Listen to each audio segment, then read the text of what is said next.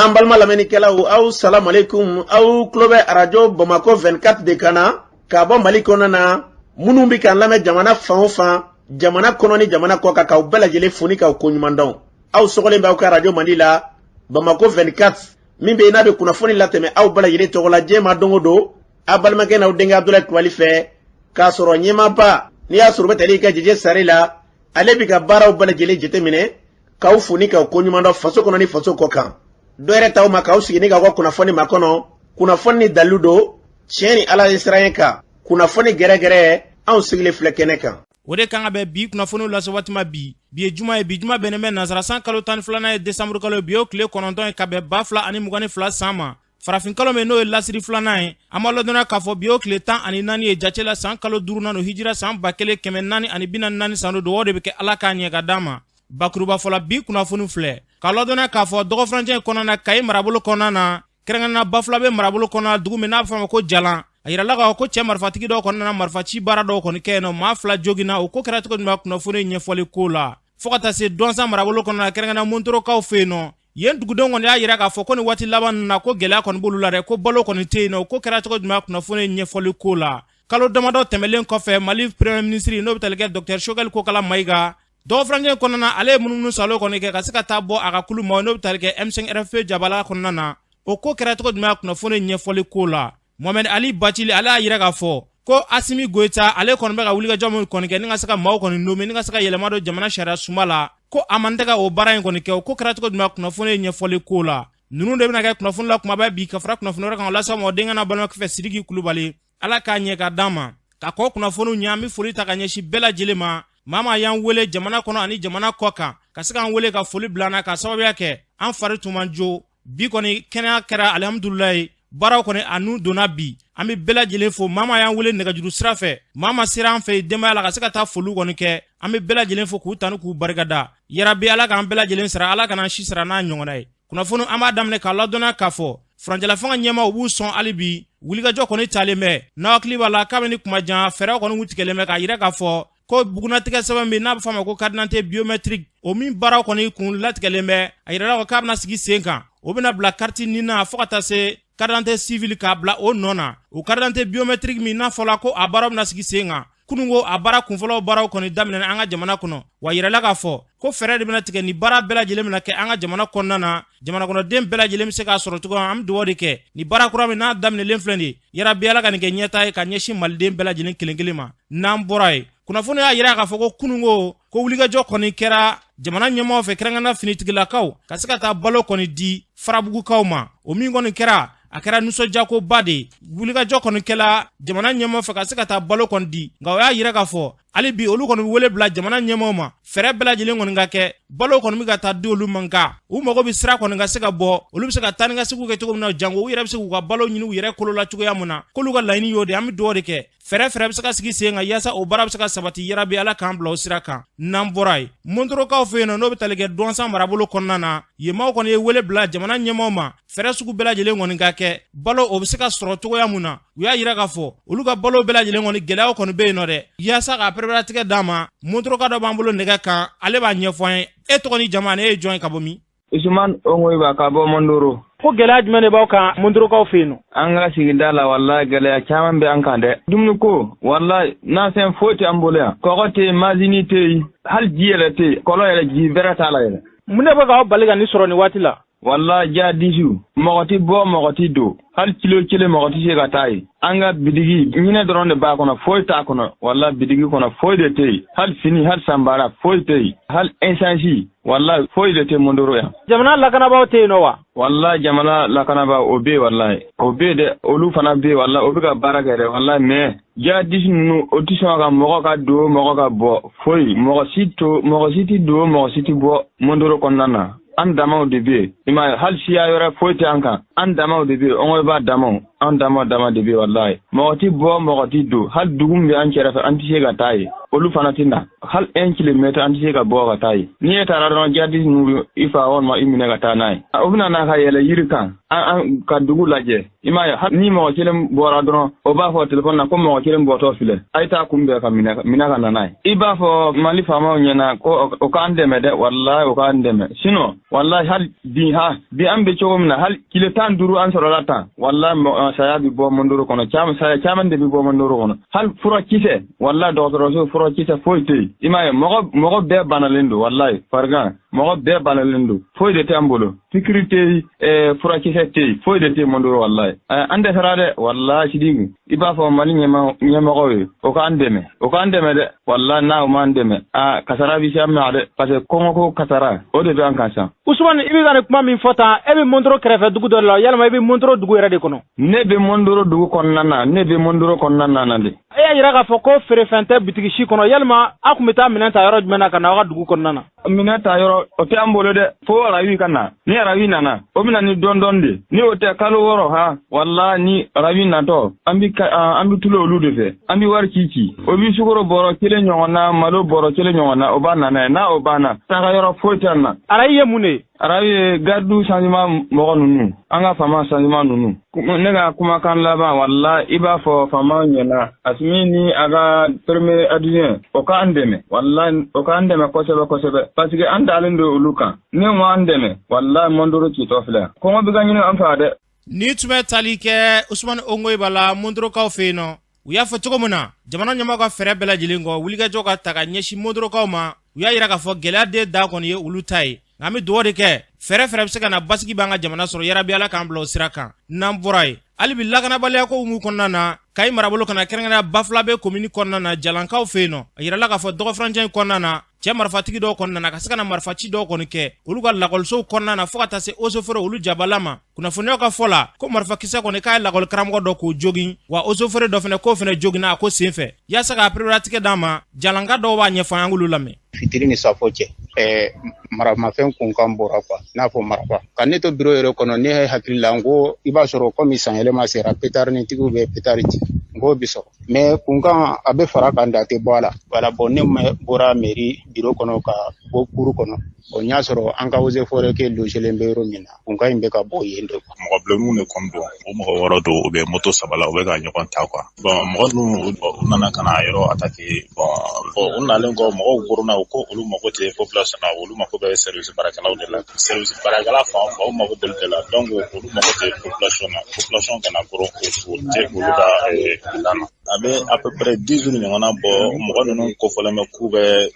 commune non kono ya yala la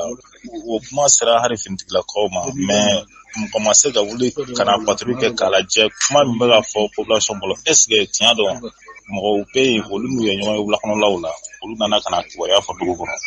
commandant de brigade ni mairie kabini suro akora ko be ka be ka sokono ali ka sigi dawla ka gere nasibu ke u ka bejo ina fo misali ala ina fo couvre-feu quoi be ka basigi wala sani ako nyama ka jo wala o debali ni o fere nunu de tegelembe mairie ni commandant de brigade fe de kapu ya mariadi directeur de Koluma kalanso si kana dayela ni madrasa so bo be ka barajo folo ka basi wele bilala anga lakana tigila mo nunu na folu kana ka yoro ulaje ko sobe na soro dogo lente yoro do fampe ube nuti ka ko werela be yankama ni tume talike jalanga do ga shirala kerganina kay marabulu konnana uya fo chogomuna feme ga sobe ga sakana basiki na tianga jamana kono yarabi ala kan blo siraka namborai kalo domodo temelen kofe marabulu nyema no talike docteur Shogel Kukala Maiga ale banale akenale kofe ay wuliga jokonita kasaka baraw koni damine o barami na damine na ayra ga kuluma no talike comité stratégique maula atra ulu jabala konina asele na kene kain akera nuso jago badi kene kaina Abdul Kader Maiga katase umunjay ma ulu go nuso jafo koina angulu lame ni Shogel bora banaina ala ta kofe président Assimi Goïta et Baraki ani corps médical go munu docteur Shogel Kukala Maiga ka traitement sur début jusqu'à la fin yake bunyani karama ko et pour que Shogel yere ka donga foko abe président yere dusukun na k'a to bana na ni mɔgɔ t'a dɔn k'a fɔ k'a bɛ se ka bɔ président ye message ci a ma k'a fɔ i k'a dɔn k'a fɔ i place bɛ yan maliyɛnw bɛ k'i kɛra sababu ye Choguel y'a dɔn k'a fɔ ni ala ta tɛ ale ma k'a yɛrɛ bila ka sa nin de y'a to a sera ka bɔ minnu fɔ M5 sara ou bien nin bɔra M5 la ou bien nin bɔra M5 la u b'u ta de fɔ ala b'a ta la ala sɔnna M5 bɛ da fila ka yiriwa bɛ se yɔrɔ la u yɛrɛ ma min Choguel ye mɔgɔ min Choguel ye ciden de ye ala de y'a ci a ma ka na donc ji t'a fɛ fo ni ye ala kɛlɛ donc vraiment bi k'u sɛbɛnni kɛ a bɔra ka na anw kunbɛn ale ɲumanna k'a n'a ka base de rencontré elle rencontré bɛɛ sewara comme an bɔra da kunba an y'a ye dɛ tele la mais an y'a dira kan bi mun na wala o de y'an sɔrɔ an bɛ bila ka sɔgɔ bi ni ala sɔnna ni tun bɛ tali kɛ comité stratégique maa dɔw ka seereya la o y'a fɔ cogo min na yarabiyala k'an ka jamana basigi ni k'a kolo suma nin bɛɛ lajɛlen kɔfɛ Dr Choguel Kokala Mayiga ale ni ministre olu ye lajɛrɛba dɔ kɔni kɛ primature kɔnɔna na o kɛnɛ ka yen nɔ a da sera kuma caman ma farigan yɛrɛ y'ale minɛ a kun bɛ cogo di Choguel Kokala Mayiga ye kuma min fɔ ministre ɲɛkɔrɔ an ka lamɛn. n b'a fɛ bɛɛ k'a dɔn ko ne bɛ aw cɛla bi n bɔra dɔgɔtɔrɔso la n kun banana mɛ n b'a dɔn tigitigi ko nin na ne bɔra la parce que président de la transition semaine o semaine a ka message bɛ n'an fɛ pour que n k'a faamu kabini n tɛ fɛn faamu kabini n tɛ kuma fo n wulila ka taama n taamana n tila ka boli sisan ala barika la fɛn bɛɛ sigira nɔ na parce que n ye baara kɛ maliyɛnw tɔgɔ la ni aw ka dɛmɛ n bɔra nin na parce que ala de y'a fɔ k'a ka kɛ maliyɛnw fana y'a fɔ min ye n sɔrɔ a tɛ furakɛ o a bɛ taa dɔɔni dɔrɔn k'a dɛmɛ donc n'i taara kɛnɛ ma u bɛ taa publicité kɛ ka wari minɛ n ka gouvernement la mais évacuation tɛ adamaden bali ka sa o donc an tora yan mali dɔgɔtɔrɔw y'a yira ko u bɛ fɛn dɔn comme u tɔ ninnu b'a dɔn donc o de kama ala barika la président y'a ta u kɛra a ye jala d'u ma docteur minnu ye baara kɛ e ka maladie kɔnɔ président ye jala d'u bɛɛ ma bi ka bɔ directeur la fo cuisinier la fo maître nageur parce que o ma deli ka kɛ mali la responsable ni niveau la a ma évacuer mali docteur de y'a furakɛ u de tora kɛrɛfɛ fo bi ani mali président aw bɛɛ tɔgɔ la donc n b'u fo k'u waleɲuman dɔn ka président fana fo an ka tɛgɛ di ɲɔgɔn ma an k'an ka baara continuer minnu b'an contredit maliens dont nous allons les porter la contradiction comme il y a qu'en 2021 président Assimi Goïta n'a ka équipe soldats ni civils ou sera ka min kɛ san kelen kɔnɔ les panafricanistes pendant des décennies marquées donc maliens bɛɛ kan lajɛ bi nous n'avons pas le droit à l'échec Afrique bɛɛ kan lajɛ n kun b'a fɛ k'o de f'aw ye ka aw fo aw bɛ baara min na an ka continuer président kɛrɛfɛ an gouvernement muso ne bɛ to k'a fɔ ye les amazones du gouvernement an denmuso an muso an baw de don u ko premier ministre par intérim y'u coaché de a ye dɔ fara u ka cɛsiri kan n bɛ o barika da ye maliyɛnw ni président bɛɛ nisɔndiyalen don. ni tun bɛ tali kɛ mali premier ministre la Dr Choguel Kokala Mayiga a y'a fɔ cogo min na yarabiyala k'an ka jamana basigi ni k'a kolo suma n'an bɔla ye an ka jamana sariya sunba faleli baara min bɛ sen na o min kɔni baaraw sigilen don sen kan Mohamed Ali Bacili ala y'a yira k'a fɔ ko faranjala fanga ɲɛmaa colonel Assimi Goïta k'a bɛ ka maaw kɔni nommé ni ka se ka yɛlɛma kɔni don jamana constitution na ko o t'a ka baara ye ko n'a y'a kɛ ko don dɔ ko Mali bɛna don a gɛlɛya kɔnɔna na an ka Mohamed Ali Bacili lamɛn. Sariyaba nomination mɔgɔw ka n'o falen o fɔlɔ bɛ na kɛ nin ye Mali histoire kɔnɔ Assimi k'a mɛn kabini Mali sigira 1960 mɔgɔ si ma mɔgɔ nommé k'i kana sariya falen a ma kɛ an ka sabali quoi Assimi ka ko faamu u kana nɛgɛ ka don da dɔ fɛ sini an ka histoire bɛ na bɔ ni kuma mun ye kuma mun da man d'a la ne b'a fɔ a ye dɛ ne kelen ma droit kalan dɛ sini droit kalanna dɔw fana bɛ na ne kɔfɛ olu b'a fɔ nin sera ka kɛ cogo di Mali la aha a bɛ fɔ parce que a man kan ka kɛ tan c'est pas parce que mɔgɔ tɛ se k'u bali bi k'u b'a kɛ ko n'u y'a kɛ ko sariya don non sariya tɛ mun an bɛ siran k'o fɔ Assimi n'i ko i bɛ mɔgɔ fɛ k'i b'a dɛmɛ f'i ka tiɲɛ fɔ a ye tiɲɛ mun ka kunna a da n'a tulo kɔnɔ dɛ walahi n'a y'a mɛn n'a y'a faamu o da ka d'a la minnu b'a kɔ k'a y'a kɛ Assimi wariw bɛ ka bɔ dɛ maaw da b'a la dɛ u bɛ tɔgɔ ɲini a kɔnɔ dɛ u bɛ jɔyɔrɔ ɲini a kɔnɔ dɛ u bɛ wari ɲini a kɔnɔ dɛ nka sini ni an nabɔ minnu bɛ k'a kɛ k'an ka taa an jɔ ekɔlidenw ɲɛfɛ an k'a kuma fɔ ne ye mun fɔ n'u bɔr'o kɔnɔ u bɛ tigɛ u yɛrɛ la parce que o de y'a sariyaw ye ni aw ma fɔ Assimi ye bi an ye Mali janfa Assimi janfa an b'a fɔ a ye ne yɛrɛ bolo n'u b'u ka réforme ni mun kɛ k'a ɲɛsin constitution na o ka kɛ puisque charte ko yɔrɔnin dɔw bɛ yen olu bɛ se k'o yɛlɛma ka bɛn transition taabolow ma o ka bɛn transition taabolow ma mais jamana yɛrɛ fanga taabolo ye élection ni fɛn mun ye olu ka kan k'i occuper yɔrɔ mun na n'i nana k'i b'o di mɔgɔ wɛrɛ ma k'i occuper a la ka sɔrɔ élection tɛ yen i bɛ don fili la nanbara t'o kuma la hali ninnu tɛ se ka réforme kɛ ni fɛn tɛ se mais i bɛ wari mun don réforme na est ce que article 10 nɔfɛ sariya kisɛ 10 nɔfɛ i tɛna se ka sariya 130 bɛɛ kɔnɔ kuma yɛlɛma e tɛ ka fɔ yɛlɛma olu caman kɔnɔ f'i nana i bɛ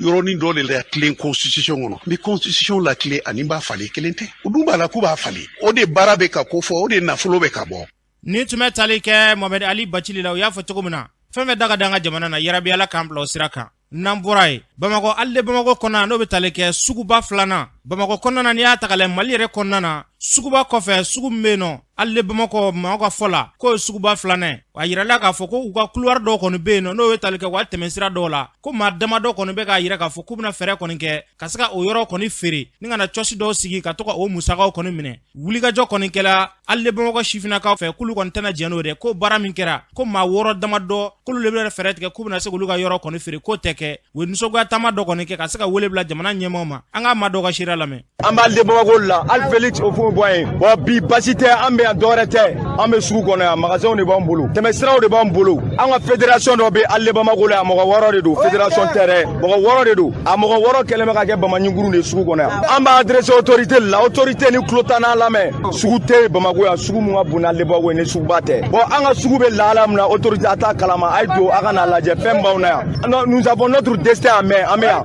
n'a ka d'u ye u ka n'an bɛɛ faga an jɛlen don n'a ye. Ni affaire kelen u y'an wele 10e arrondissement na an taara ni affaire kelen na an y'a yira 10e mɔgɔw la u ka wuli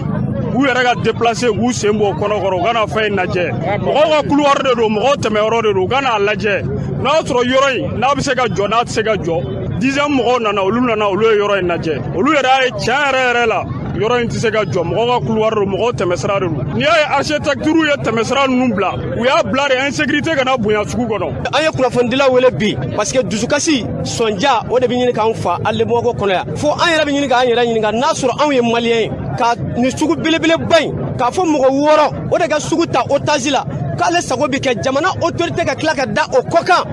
o bɛ ne kamana gan ka tila ninnu ye baara min kɛ Aïdara Baɲini Sada Zamirike Papu Sada yɛrɛ tɛ sugu min kɔnɔ a ye sugu bila k'a ka magasin feere k'ale bila ka taa fo Sabalibugu côté sanfɛ o maa kelen ka wuli ka n'i jɔ ko f'ale ka hali yɔrɔ dɔ feere an bɛ Mali fanga ladɔnniya ka tila ka diɲɛmaa ladɔnniya k'a fɔ u ka wuli k'u jɔ hali Bamakɔ commerçants bɛ tɔɲɔn ni degun min kɔnɔ u ka fira sɔrɔ a la yanni a ka kɛ violence ye sinon n'u ma da sigi a la n'an wulila a bɛ da yɔrɔ min Ala de b'a dɔn parce que n'i y'a ye hali san an tɛ ka violence kɛ an bɛ ka fanga bonya wa yɔrɔ in u ko k'a bɛ jɔ ko n'a ma jɔ a jara k'a bɛ jɔ a goya la ko parce que ko se b'u ye ko fanga b'u la ko ni polisiw dɛsɛra k'a kɛ ko wari b'u kun ka taa gendarmew nɔfɛ ko gendarmew b'a kɛ bon tiɲɛ na an y'a ye gendarmew bɛɛ fɛ k'a wale kɛ an bɛ Mali gendarmerie informé k'a fɔ nin ye affaire d'état de n'u y'u yɛrɛ don na u bɛna don problème na parce que mɔgɔ 6 tɛ se ka jama kunbɛn maa million de bɛ sugu in kɔnɔ yan maa 6 k'a fɔ k'a b'i kɔkɔ da u la ko fanga ka da mɔgɔ 6 kan u bɛ tagama an su de kan sinon an tɛ jɛn n'a ye u nana ni convocation min ye 10e fana ta filɛ convocation 48 o de bɔra 10e arrondissement na tile kelen ka na bon gendarmerie ta an t'o da dɔn fɔlɔ mɔgɔ 6 ka taa convocation tigɛ ka na di maa 100 ma gendarmew bɛ tila k'a fɔ k'u bɛ pression ka jama kan o mɔgɔ 6 ye o kuma an bɛ jamana jumɛn de kɔnɔ. Ni tun bɛ tali kɛ maa dɔ ka seereya la hali de Bamakɔ kɔnɔna na o y'a fɔ cogo min na yarabi Ala ka bɛnɲɔgɔnya sabati a ko la n'an bɔra ye kunnafoniya dɔw tun bɛ ka munumunu bɔlɔlɔ sanfɛ ka yira k'a fɔ bi yɛrɛ n'o ye bi juma ye ko Bamakɔ suguba kɔnɔna na ko suguba bɛna datugu o kun tɛ dɔwɛrɛ dɛ jagokɛla ka ɲɛmaaba min n'o bɛ tali kɛ Yusufu Bacili la ko ale minɛna wa a ma minɛ dɔwɛrɛ fɛ dɛ jamana ɲɛmaaw n'o bɛ tali kɛ Kiri o y'a nɔ minɛ k'a yira k'a fɔ ko nafolo dɔ kɔni tununen n'o bɛ tali kɛ CFA miliyari 10 bɔɲɔngo ko siga kelen bɛ a la o kow la o min kɔni kɛra jagokɛla dɔw kɔni ye wele bila jamanadenw ma kɛrɛnkɛrɛnnenya sugu maaw ma ko ka sugu datugu ko f'olu ka ɲɛmaa kɔni ka bila an ɲininkali kɛ suguladen dɔw la an ka dɔw lamɛn. Abouakar Sidiki Sempara, bon, au grand marché de Bamako. Et ici, au Bachilini Justice, au même ces commerçants ou Sugudatuguma. Hein? On a fait tout là.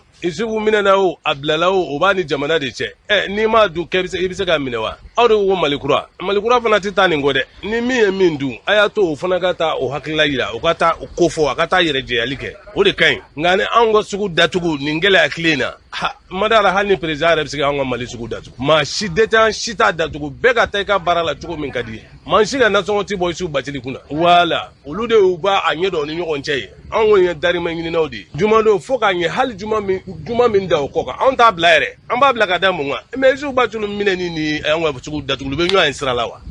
n'a fɔra k'i nɔ minɛna justice fɛ bon ne sigilen filɛ nin o mana ne nɔ minɛ o i b'a sɔrɔ ne nin t'a la ne ma fɛn kɛ de o olu ko Mali kura dɔ fana tɛ se ka forondo dun ni walida ye dɛ bɛɛ ka t'i ka acte justifier n'a nɔ ma yara salamu lafiya an ka sugu datugu mun na a bɛna nasɔngɔ de d'aw ma a ko nin tɛ datugu bi a tɛ datugu sini ala sago i bonya wa maa si kana datugu fana. Usman Kamate ne ye jagokɛla misɛnman ye bon ni mɔgɔ min nana kiri bolo ni kiri ma tila ka baara la n'a bolo kɔni jagokɛlaw man kan k'u ka baara bila fo kiri mɔgɔw ka tila ni kiri mɔgɔw tilala k'a fɔ a nɔ t'a la an bɛ se ka wuli k'an ka hakɛ ɲini an ka patron nɔfɛ mais ni kiri mɔgɔw ma tila bɔ ka wuli an yɛrɛ ma ten k'an bɛ taa an bɛ ban baara ma bon ne m'o kun ye quoi jamana bɛ yɔrɔ min na sisan an bɛ gɛlɛya de an kɔni ne kɔni ka avis ye min ye jagokɛla denmisɛnninw bɛɛ ka to kiri tigilamɔgɔw kɔ. Umar Kone de ka sugu datugu dalila jumɛn na n'a minɛna k'a ye wari dun an t'o wariko kalama parce que wari in kan ka kɛ mun ye an t'o dɔn mɔgɔ kelen coronavirus wari 18 de kun ka di mɔgɔw ma maliyɛn kelen o kelen a wari bɛ min an si m'a sɔrɔ dɔ k'i bolo wuli sugu kɔnɔ n'i ye dɔrɔmɛ 20 sɔrɔ a la mun bɛ taa ɲini o kɛlɛ la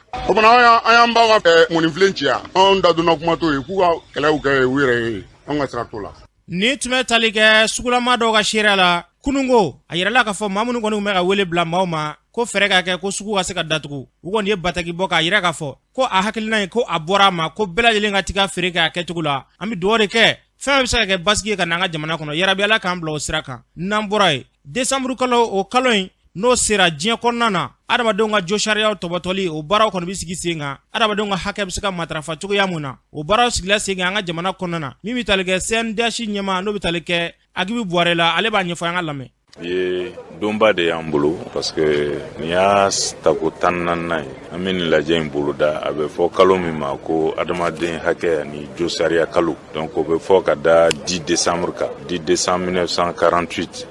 sariyaba dɔ taara diɲɛ maaw fɛ adamadenw ka hakɛ ko kan adamadenw ka danbe ko kan adamadenw ka jo sariya ko kan n'a bɛ fɔ o ma ko déclaration universelle des droits de l'homme donc n'o kalo sera waati o waati an bɛ wulikajɔw caya an bɛ communiquéw kɛ an bɛ déclaration kɛ pour que ka mɔgɔw hakili jigin adamaden hakɛ ko ani jo sariya ko nafa la diɲɛ kɔnɔ jɔnya kɛlɛ ko la ministre min ɲɛsinen don kiiri ko koɲɛw ma bɛ ka code pénal relecture kɛ ani code de procédure pénale pour que jɔnya ko in a ka kɛ infraction ye min bɛ se ka ɲangi comme crime parce que an ka sariyaw kɔnɔ o kun tɛ yen. Ni tun bɛ tali kɛ Agibu Buware la o y'a fɔ cogo min na yarabi ala ka adamadenw t'u ka hakɛw kɔnɔna na n'an bɔra ye kulu min sigilen bɛ sen kan an ka jamana kɔnɔna na jamana yɛrɛ ka ɲɛtaw bɛ se ka sabati cogoya mun na n'a bɛ fɔ a ma ko conseil de collectivité maaw olu kɔni ye hakili jagabɔ baro dɔw kɔni sigi ka se ka fɛɛrɛw kɔni kɛ san 2022 ka taa se 2026 ma baara minnu kan ka kɛ a kɔnɔ jamana yɛrɛ ka ɲɛtaw bɛ se ka sabati cogoya min na o hakili jagabɔ baraw kɔni kɛra a maa dɔ bɛ tali kɛ Fuseni Danbele la an k'ale lamɛn. pour que jamana ka basigi ka ɲɛ a ka ɲi waliyaw ani ko minnu kan ka kɛ jamana territoire kan olu ka suganti de manière à ce que fan dɔ kana na bisigi ko u bɛ ka yiriwali kɛ fan dɔ la ka duw to donc i bɛna ye kɛlɛw ani bɛnbaliyaw bɛ na donc i bɛ taa sɔrɔ même incivisme a bɛ développer duw bɛ wuli ka muruti bon n'a sɔrɔla jamanadenw ani ɲɛmɔgɔw sigira k'a lajɛ ni ka ɲi nin yɔrɔ la ni ka ɲi nin yɔrɔ la ni ka ɲi yɔrɔ la ni a kɛra o cogo la i bɛna ye bɛɛ sago sɔrɔla recommandation minnu kɛra u kɛra ka ɲɛsin gouvernement ma parce que olu ye jamana waliya sinsin bere de ye bon ni fɛn fɛn taara ni assemblée y'a voté anw bɛ an ka kɔlɔsiliw kɛ k'a di ni olu y'a don gouvernement b'a waliya sisan. Ni tun bɛ tali kɛ o conseil de collectivité maa dɔ la Fuseni Danbele o y'a fɔ cogo min na yarabi ala k'an ka jamana ka ɲɛtaa sabati n'an bɔra ye n'aw hakili b'a la kabini sunkalo kɔnɔna na Torokɔrɔbugukaw fɛ yen nɔ misiri dɔ kɔni bɛ yen nɔ ɲɔgɔn sama kun kɛra ye fɔ maaw kun tɛgɛ kun sera ɲɔgɔn ma dɔw ye dɔw badɛbɛ wale o misiri kɔni kɔnɔna na o baara min n'o kɛra jamana ɲɛmaaw ye fɛɛrɛ kɔni ta ka se ka misiri kɔni datugu u ye ɲɔgɔn sɔrɔ tribunal kɔni kɔnɔna na kunungo kiiri baara dɔw kɔni kan ka sigi sen kan nka yirala ka ko kiiri kɔni ko a bɔra dɔgɔkɔrɔ kiiri yɛrɛ ɲɛsilen bɛ maa min ma Banjugu Tarawele an k'ale lamɛn. An welela tribunal la Torokɔrɔbugu tribunal min bɛ yen n'o b'a fɔ ko commune 5 tribunal misiri ko kuma kelen de don n'o y'an ka kin misiri o min an ye an da don a tariku la a bɛ waati jan bɔ k'a yira k'a fɔ wami de y'a jɔ depuis 2006 problème kon kun tanga misiri ko la fo misiri nana ci ka jɔ kura ye o nana wolo kibaruya misɛnnin caman na misiri jɔlen ka cɛɲa tigi caman de nani kunbɔ minnu da kun tɛ misiri ko la ka kɔrɔ mankan in sen fɛ kuma nana laban min ma o de ye k'a fɔ ko bugɔli laban minnu kɛla misiri kɔnɔ n'o de ye mɔgɔw tɛgɛ seli min kɛla ɲɔgɔn ma misiri kɔnɔ muso dɔ sɔrɔla ko ne y'ale bugɔ n'an ma fɛn in fɔ ka perepere latigɛ mɔgɔ caman t'a faamu n'an ko muso an ka misiri kɔnɔ muso yɛrɛ ko tɛ musokɔrɔba min ni an kun y'a tɔgɔ fɔ ka kɔrɔ Fatu Sogo ala ka hinɛ la ale denmuso 4 de bɛ yen olu de wulilen bɛ ni karamɔgɔ dɔw fana ka suuli ye k'u kɛ anw kan olu minnu yɛrɛ si tɛ kin kɔnɔ muso 4 olu de wulilen bɛ kɛlɛ in nɔfɛ ni karamɔgɔ dɔw ka suuli ye musokɔrɔba denmuso 4 kelen de b'u la o ye Sawudatu Tali ye ale de ye plainte de filɛ nin ta donc ko ne y'ale bugɔ bon pour que ka silamɛ jama hakili lajigi hadamaden n'a b'i nɔfɛ parce que olu yɛrɛ fɛ ne de ye problème ye misiri in kɔnɔ hamina bɛɛ ye de walasa ne ka se ka minɛ ka datugu sinon k'a fɔ ale yɛrɛ dan b'a la k'a fɔ ne tɛ se muso ma ne yɛrɛ tɔbiya la ne tɛ n tɛgɛ di muso ma o dɔrɔn tɛ dɛ ne tɛ muso tan kɔfɛ moto la ne ni muso tɛ drogué ɲɔgɔn na fansi silamɛya taabolo de don n wajibiyalen bɛ fɔ n ka kɛ ten donc n tɛ se muso ma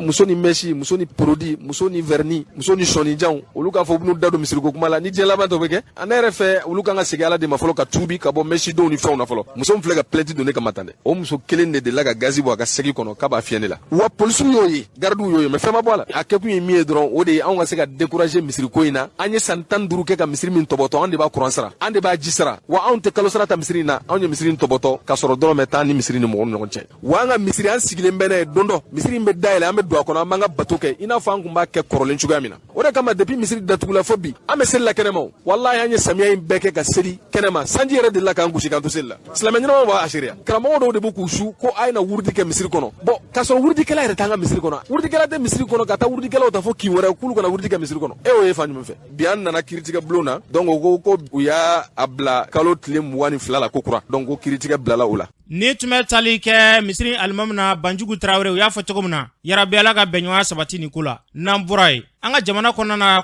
sɛgɛsɛgɛliw y'a yira k'a fɔ ko lakanabaliya kɔni ko waralen bɛ an ka jamana kɔnɔ walasa fɛɛrɛ bɛ se ka sɔrɔ o la cogoya min na projet dɔ bɛ yen n'a bɛ fɔ a ma ko Think Peace olu kɔni ye fɛɛrɛ hɔlalen kɔni kɛ ka se ka diinɛ ɲɛmaw k'olu fara ɲɔgɔn kan silamɛ ɲɛmaw fo ka taa se chrétien ɲɛmaw ma ka se ka barolasigi dɔ kɔni kɛ fɛɛrɛ bɛ se ka kɛ lakana bɛ se ka sabati an ka jamana kɔnɔ cogoya min na projet in yɛrɛ ɲɛmaa bɛ tali kɛ Abdul Kasim Fɔnba ka taa se Damsek ma an k'olu ka siraw lamɛn. donc fɛn fɛn ye jatigɛwale minnu b'an ka jamana na ni gɛlɛya minnu b'an ka jamana la an bɛ se ka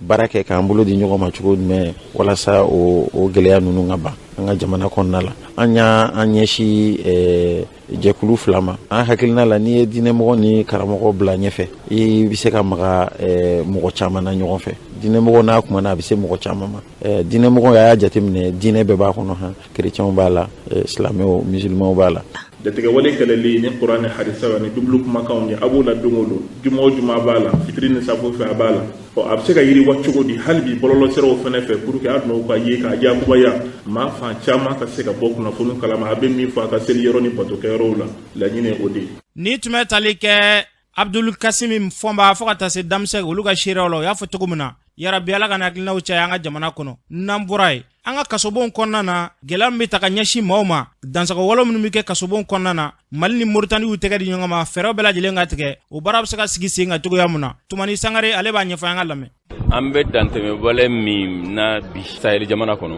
a kɔlɔsila ka fɔ a kɛyɔrɔ ɲuman yɛrɛ o ye kasobon kɔnɔla ye donc an b'a ɲini an ka diinɛ ɲɛmaaw fɛ barisa an bɛ dantɛmɛwale min na u ko u bɛ k'a kɛ silamɛya de tɔgɔ la an bɛ ka ɲini olu fɛ ka ɲini an ka wajulukɛlaw fɛ wajulu min bɛ se ka kɛ kuranna tafsiri min bɛ se ka kɛ pour que faamuyali ka kɛ kasobon kɔnɔla la waasa setanɛ bɛ ɲini ka minnu ta olu ka se ka ko sigi a ye minnu ta yɛrɛ ka ban olu ka se ka nimisa u ka kɛwale la ka fara hadamadenw tɔw kan o bɛna baara kɛ Moritani kɛcogo de kan Moritani tun y'a kɛ cogo min fo ka se bi ma n'an ɲɛ b'a la ka fɔ yen nɔ k'o ka fisa an yɛrɛ fana ma da ka sunɔgɔ kan an ye fɛn dɔ kɛ est ce que an ye min kan an bɛ sira ɲuman de kan o de bɛna lajɛ ni atelier in kɔnɔna la. ni tun bɛ tali kɛ Tumani Sangare la u y'a fɔ cogo min na yarabi ala ka dantɛmɛwale ala k'o ban pewu an ka jamana kɔnɔ n'an bɔra ye sɛgɛsɛgɛliw y'a yira k'a fɔ ko nin waati laban na ko kurantigɛw kɔni a cayalen bɛ dɛ maa dɔ b'u ka hakilina fɔ kuranko in yɛrɛ a gɛlɛya min se u ma an k'u lamɛn. ka degun ka bon an fan fɛ dɔɔni parce que a b'an ka baaraw bɛɛ la sumaya an tɛ se ka baara ka tan kɔnɔna la bon ala mun filɛ baara min na sisan ni courant tigɛra a tɛ se ka kɛ bilen f'an ka sigi ka courant ma kɔnɔ bon a ka gɛlɛn client ka faamu parce que a bɛ dɔw kɔnɔ ko u ka baara bɛ ka suma or que courant de tɛ ka sɔn. frigo bɛ an minnu bolo bi bi in na a bɛ degun las'an ma n'an y'an ka fɛnw bila frigo kɔnɔ a b'u tiɲɛ souvent et puis siyɔrɔko ta fanfɛla fɛ surtout généralement sufɛ da ka teli ka tigɛ san nɔ ni da k'i bɛna sunɔgɔ dɔrɔn courant bɛ tigɛ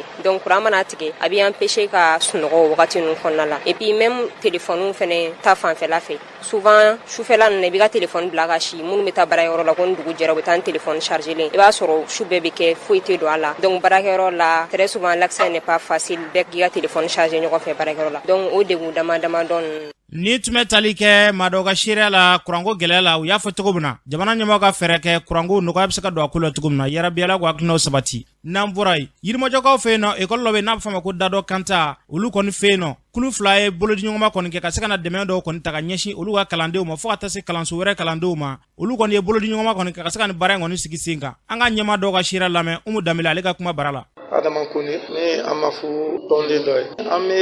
ɲɔgɔn dɛmɛ kalo de la surtout denmisɛnninw kunna donc an ma fu ye tɔn ye min bɛ musow ni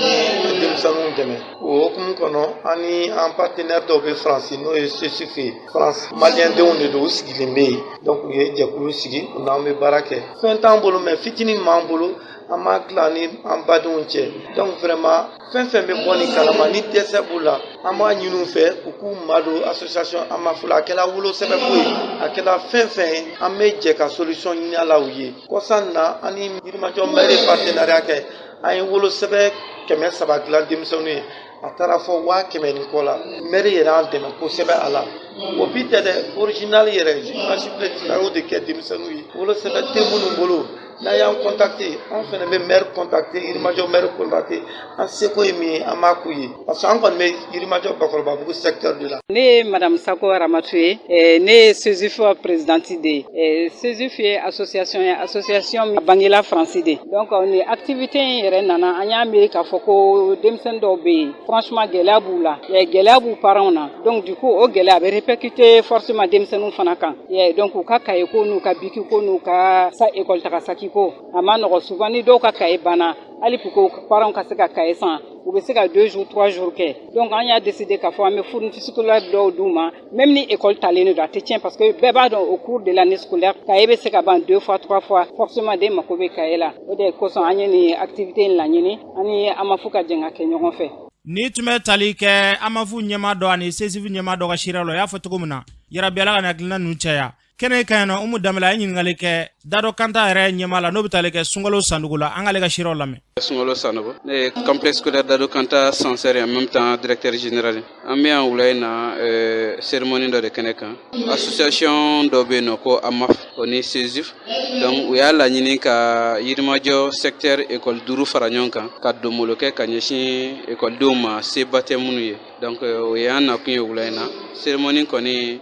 alhamdulilayi jama bɔra parents d'élèves bɔra écoledenw bɔra ka fara presse yɛrɛ kan donc an ka foli bɛ bɛɛ ye fɛn fɛn ye sen bɔ i kɔnɔkɔrɔ ka se an ka kɛnɛ kan. ni tun bɛ tali kɛ Sunkalo Sanogo dadɔ kanta o directeur ka seereyaw don u y'a fɔ cogo min na yarabiyala ka nin hakilina ninnu caya ka se ka kalanden minɛn caman k'o ta ka di kalandenw ma nin hakilina ɲumanba de yarabiyala ka nin ɲɔgɔnnaw caya an ka jamana kɔnɔ. n'an bɔra an bɛ taa jamana kɔ kan Sira Sidibe mun b'e bolo. Karamɔgɔ Sidiki n'i ka yamaruya ye an bɛ taga Faransi minisiri min sigilen bɛ Faransi ale ni jamana wɛrɛ ko ɲɛnabɔli ko kunna ale bɛna tile 2 taama kɛ ka taga Maroc décembre kalo tile 15 ka taa bila a tile 16 la taama in kun tɛ dɔwɛrɛ ka yaasa ka se ka Maroc ale ni Faransi ka baara ɲɔgɔnya ka se ka o sinsin ani Emmanuel Macron ale bɛna taama min kɛ ka taa janvier kalo la Maroc jamana kan ka ale ka taama ka o labɛn n'an bɔra yen an bɛ taga Burkina Faso arabado bawulakaw fɛ nɔ banbagaciw ye bingani wale ta ka ɲɛsin ni dugu ma mɔgɔ 12 ɲɔgɔn u ye olu bɔnɛ u ni na n'an bɔra an bɛ taga RDC Congo